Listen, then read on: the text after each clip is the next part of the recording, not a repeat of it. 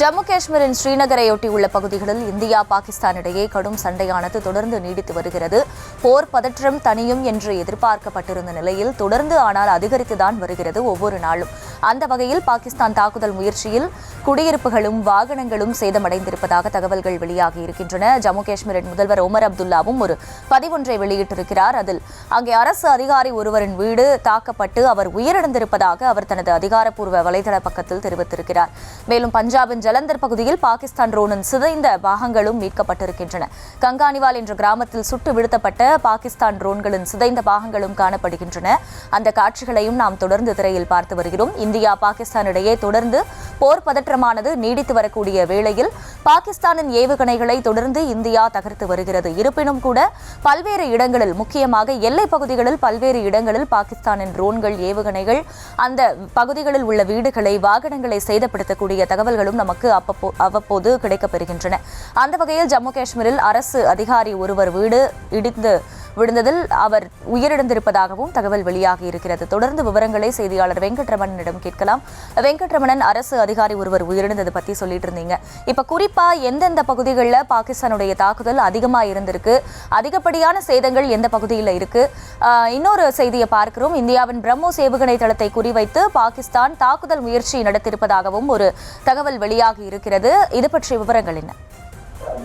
அதாவது தொடர்ந்து இந்தியாவுடைய பிரம்மோஸ் ஏவுகணையை தாக்குதல் வைத்து பாகிஸ்தான் நடத்திய அந்த தாக்குதல் என்பது வெற்றிகரமாக முறியடிக்கப்பட்டிருக்கிறது. பஞ்சாப் மாநிலம் அமிர்தசரஸ் அருகே இருக்கக்கூடிய பகுதிகளுக்கு அருகே இந்த ஒரு முயற்சியை பாகிஸ்தான் ராணுவம் மேற்கொண்டது. ஆனால் அதுவும் இந்திய ராணுவத்தால் வெற்றிகரமாக முறியடிக்கப்பட்டிருக்கிறது. தொடர்ந்து என பஞ்சாப் அப்படிங்கிறது பாகிஸ்தானை ஒட்டி இருக்கக்கூடிய ஒரு மாநிலங்களாக பார்க்கப்படுகிறது. பாதான்கோட் நோக்கி வந்த ட்ரோன்களை வானில் இடைமறித்து இந்திய ராணுவத்தினர் தகுந்த பதிலடி கொடுத்திருக்கிறார்கள். பஞ்சாப் மாநிலம் பாதான்கோட்டிலும் தாக்குதல் நடத்த பாகிஸ்தான் முயற்சி செய்திருக்கிறது. ஆனால் அதையும் இந்திய ராணுவம் வெற்றிகரமாக வானில் இடைமறித்து தாக்கி அளித்திருக்கிறது. அதாவது இந்த எல்லைக்கோட்டு பகுதி, அதாவது பாகிஸ்தானை ஒட்டி இருக்கக்கூடிய மாநிலங்களாக இருக்கக்கூடிய பஞ்சாப், ராஜஸ்தான், சண்டிகர், குஜராத் மாநிலங்கள்ல ஏற்கனவே பல்வேறு பாதுகாப்பு என்பது, அதாவது வான்வெளி மூலியமாக வான் ஏவுகணை பாதுகாப்பு அமைப்பும் தொடர்ந்து ஒரு சர்வேலன்ஸில் இருக்கக்கூடிய ஒரு சூழ்நிலையில எந்த வழியாக பாகிஸ்தான் ராணுவம் தாக்குதலை நடத்த முயற்சி செய்தாலும் அதனை ஒவ்வொரு வழியிலுமே முன்னதாகவே இந்திய ராணுவம் அதனை வெற்றிகரமாக முறியடித்திருக்கிறது. தொடர்ந்து ஒவ்வொரு வழியாக பாகிஸ்தான் ராணுவம் தாக்குதலை நடத்தி இருக்கக்கூடிய ஒரு சூழ்நிலையில் அதனை வெற்றிகரமாக முன்னதாகவே இந்திய ராணுவத்தினர் தடுத்து அதனை வெற்றிகரமாக அளித்திருக்கின்றனர். அதாவது நம்ம இன்று காலை கூட பார்த்தோம், பாகிஸ்தானை சேர்ந்த F-16 என சொல்லக்கூடிய 2 போர் விமானங்கள் காலையிலே இந்திய ராணுவத்தால் சுட்டு வீழ்த்தப்பட்டிருக்கிறது. அதே போல ஜம்மு அண்ட் காஷ்மீர்ல அதிகாலை மட்டுமே 26க்கும் மேற்பட்ட ட்ரோன் விமானங்களை வைத்து தாக்குதல் நடத்த பாகிஸ்தான் முயற்சி செய்தது. அதுவும் இந்திய ராணுவத்தால் வெற்றிகரமாக முறியடிக்கப்பட்டிருக்கிறது. தொடர்ந்து அதாவது எல்லைக்கோட்டு பகுதிகளில் சண்டை செய்வது போல ஊடுருவி உள்ளே வந்து ஸ்ரீநகர் பகுதிக்குள்ளாக பாகிஸ்தான் ராணுவம் சென்றார்கள். அதனால ஸ்ரீநகர்ல இந்திய ராணுவத்திற்கும் பாகிஸ்தான் ராணுவத்திற்கும் இடையே ஒரு சண்டை போக்கு என்பது ஏற்பட்டது. அதற்கும் வெற்றிகரமாக இந்திய ராணுவம் தகுந்த பதிலடியை கொடுத்து தற்பொழுது அந்த நிலைமை கட்டுக்குள் கொண்டு வரப்பட்டிருக்கிறது. இப்படி ஒவ்வொரு வழியாக திடீர்னு எல்லைக்கோட்டு பகுதியில் தாக்குதல் நடத்தும் பொழுது ஸ்ரீநகர்ல தாக்குதலை நடத்த ஒரு ஊடுருவி வருகிறார்கள். அப்படி பார்க்கும்போது பஞ்சாப்ல வான்வெளி மூலியமாக தாக்குதலை நடத்த முற்படுகிறார்கள். தொடர்ந்து பாகிஸ்தான் எந்த வழியாக ஊடுருவி வந்தாலும் ஒவ்வொரு முறையாக கவனத்தை திசை திருப்பி மற்ற வழிகளில் தாக்குதல் நடத்த பாகிஸ்தான் ஒவ்வொரு முறையுமே முயற்சி செய்தது. ஏன்னா இந்திய ராணுவம் இரவு முழுவதும் தொடர்ந்து பாதுகாப்பு பணியில் இருக்கிறாங்க. அவர்கள் எப்போது சோர்ந்து போவார்கள், எப்போது தாக்குதலை நடத்தலாம் அப்படிங்கிற தொடர்ந்து திட்டமிட்டுக் கொண்டிருக்கிறார்கள். ஆனால் ஒவ்வொரு முறையுமே அதை அனைத்துமே இந்திய ராணுவம் வெற்றிகரமாக முறியடித்து இருக்கிறது. தொடர்ந்து மிகவும் சென்சிட்டிவான ஏரியா அப்படின்னா ஜம்மு காஷ்மீர் தான். ஏன்னா அந்த பகுதியில் தற்பொழுது கூட ஒரு சில சுற்றுலா பயணிகள் இருக்கிறார்கள். அவர்கள் வெளிநாட்டிலிருந்து குடும்பத்தோடு அவர்கள் வந்திருக்கிறார்கள். அவர்களுக்கு யாருக்கும் எந்த விதமான ஒரு பாதிப்பும் ஏற்பட்டுவிடக் கூடாது.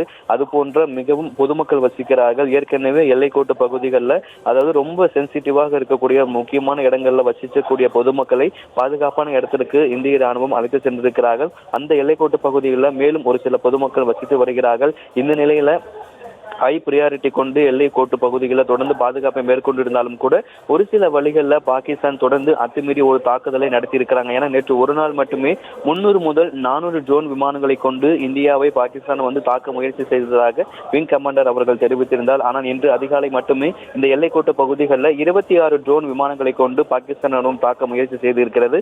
ஒவ்வொரு முறையுமே பதட்டமான ஒரு சூழல் என்பது தனியும் பொழுது மீண்டும் ஏதாவது ஒரு வழியில ஊடுருவி பாகிஸ்தான் ஒரு தாக்குதலை மேற்கொள்ளும். மேற்கொள்ள முயற்சி செய்கிறாங்க.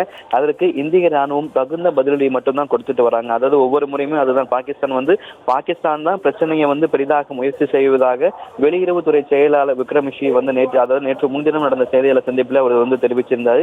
இந்தியா பதிலடி மட்டுமே தந்து கொண்டிருக்கிறது என அவர் நேற்று முன்தினமே அவர் குறிப்பிட்டிருந்தார். இது போன்று ஒவ்வொரு முறையுமே பாகிஸ்தான் இந்தியாவுடைய கவனத்தை திசை திருப்பி வேறு எந்த வழியிலாவது இந்தியாவில் மிகப்பெரிய ஒரு சேதத்தை ஏற்படுத்தி விட வேண்டும் என்பதற்காக ஒவ்வொரு முறையுமே இந்திய ராணுவத்தை கவனத்தை திசை திருப்பி மற்றொரு வழிகளில் உள்ளே ஊடுருவி தாக்குதலை நடத்தலாம் அப்படிங்கிற பாகிஸ்தான் நடக்கக்கூடிய ஒவ்வொரு திட்டமுமே இந்திய ராணுவத்தால் முறியடிக்கப்பட்டிருக்கிறது. ஏன்னா எல்லைக்கோட்டு ஜம்மு அண்ட் காஷ்மீரில் இருக்கக்கூடிய எல்லைக்கோட்டு பகுதிகளாக இருக்கக்கூடிய ஜம்மு, சம்பா, கதுவா, பூச், ரஜோரி, பாரமுல்லா ஆகிய பகுதிகளில் தாக்குதல் நடத்துவது போன்று நடந்து ஏன்னா திடீர்னு பஞ்சாப்ல அமிர்தசரஸ் வழியாக வான்வெளி தாக்குதலை நடக்க திட்டமிட்டிருந்தார்கள். ஆனால் அதுவும் இந்திய ராணுவத்தால் முறியடிக்கப்பட்டிருக்கிறது. ஜம்மு அண்ட் காஷ்மீர்ல ஸ்ரீநகர்ல ஒட்டி இருக்கக்கூடிய பகுதிகளில் எல்லைக்கோட்டு பகுதிகளில் தான் அதிகாலை முதலே பாகிஸ்தான் 26க்கும் மேற்பட்ட ஒரு ட்ரோன் விமானங்கள் மூலம் தாக்குதல் நடத்தியிருந்தாங்க. திடீர்னு ஜம்மு அண்ட் காஷ்மீர்ல ஸ்ரீநகர் பகுதியில் தாக்குதல் நடத்தியிருக்காங்க. இப்படி இந்தியாவுடைய கவனத்தை திசை திருப்பி எந்த வழியாக தாக்குதலை நடத்த பாகிஸ்தான் முயற்சி செய்த போதும் அதனுடைய அனைத்து திட்டங்களையும் இந்தியா வெற்றிகரமாக முறியடித்திருக்கிறது. தொடர்ந்து முப்படைகளும் ஒருங்கிணைந்து தொடர்ந்து பாதுகாப்பு பணியில் எல்லையில் ஈடுபட்டுக் கொண்டிருக்கிறார்கள். பிரதமரும் இன்று அதிகாலை முதலே கிட்டத்தட்ட பார்த்தோம் அப்படின்னா பாகிஸ்தானுடைய 2 F-16 சொல்லக்கூடிய 2 போர் விமானங்களை இந்திய ராணுவம் சுட்டி வீழ்த்தியிருக்கிறது. அதே போல அதிகாலை முதலே ஜம்மு அண்ட் காஷ்மீர் எல்லைக்கோட்டு பகுதிகளில் 26க்கும் மேற்பட்ட ட்ரோன்கள் சுட்டி வீழ்த்தப்பட்டிருக்கிறது. இப்படி ஒவ்வொரு முறையுமே பாகிஸ்தான் ராணுவம் மேற்கொள்ளக்கூடிய அனைத்து திட்டங்களையும் முன்னதாகவே இந்திய ராணுவம் அழைத்திருக்கிறார்கள்.